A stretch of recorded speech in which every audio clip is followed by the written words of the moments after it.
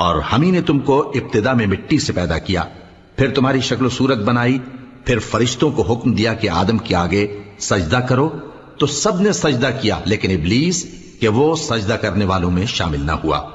اللہ نے فرمایا جب میں نے تجھ کو بھی حکم دیا تھا تو کس چیز نے تجھے سجدہ کرنے سے باز رکھا؟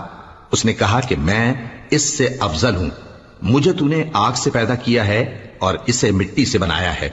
فرمایا تو بہشت سے اتر جا، تجھے شایع نہیں کہ یہاں تکبر کرے، پس نکل جا کہ تو ذلیل لوگوں میں سے ہے۔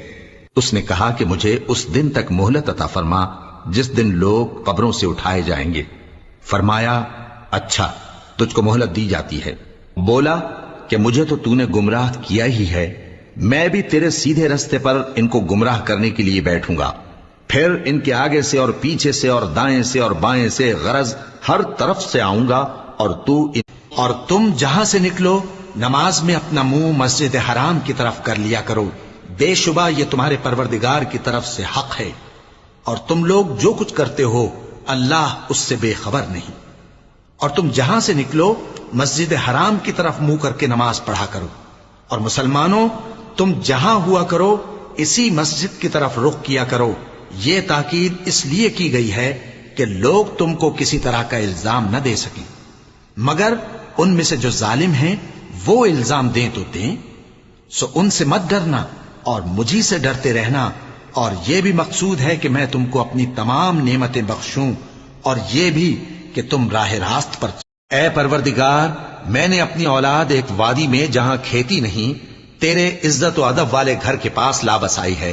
اے پروردگار، تاکہ یہ نماز پڑھیں سو تو لوگوں کے دلوں کو ایسا کر دے کہ ان کی طرف جھکے رہیں، اور ان کو میووں سے روزی دیتے رہنا تاکہ تیرا شکر کریں۔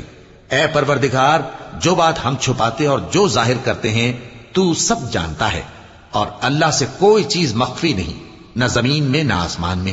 اللہ کا شکر ہے جس نے مجھ کو بڑی عمر میں اسماعیل اور اسحاق بخشے، بے شک میرا پروردگار دعا سننے والا ہے۔ اے پروردگار، مجھ کو ایسی توفیق عنایت کر کہ نماز پڑھتا رہوں، اور میری اولاد کو بھی یہ توفیق بخش۔ اے پروردگار، میری دعا قبول فرما۔ اے پروردگار، حساب کتاب کے دن میری اور میرے ماں باپ کی اور مومنوں کی مغفرت کیجو، اور مومنوں یہ نہ سمجھنا کہ یہ ظالم جو کام کر رہے ہیں اللہ ان سے بے خبر ہے، وہ ان کو اور یہ دنیا کی زندگی تو صرف کھیل اور تماشا ہے، اور ہمیشہ کی زندگی کا مقام تو آخرت کا گھر ہے، کاش یہ لوگ سمجھتے۔ پھر جب یہ کشتی میں سوار ہوتے ہیں تو اللہ کو پکارتے خالص کرتے ہوئے اسی کے لیے اطاعت کو، لیکن جب وہ ان کو نجات دے کر خشکی پر پہنچا دیتا ہے تو جھٹ شرک کرنے لگ جاتے ہیں، تاکہ جو ہم نے ان کو بخشا ہے اس کی ناشکری کریں اور فائدہ اٹھائیں۔ سو خیر ان قریب ان کو معلوم ہو جائے گا۔ کیا انہوں نے نہیں دیکھا کہ ہم نے حرم کو مقام امن بنایا ہے اور لوگ ان کے گرد و نواح سے اچک لیے جاتے ہیں؟ کیا یہ لوگ باطل پر اعتقاد رکھتے ہیں اور اللہ کی نعمتوں کی ناشکری کرتے ہیں؟ اور اس سے بڑا ظالم کون جو اللہ پر جھوٹ بہتان باندھے، یا جب حق بات اس کے پاس آئے تو اس کی تکذیب کرے؟ کیا کافروں کا ٹھکانہ جہنم میں نہیں ہے؟ اور جن لوگوں نے ہمارے راستے میں محنت کی ہم ان کو ضرور اپنے رستوں پر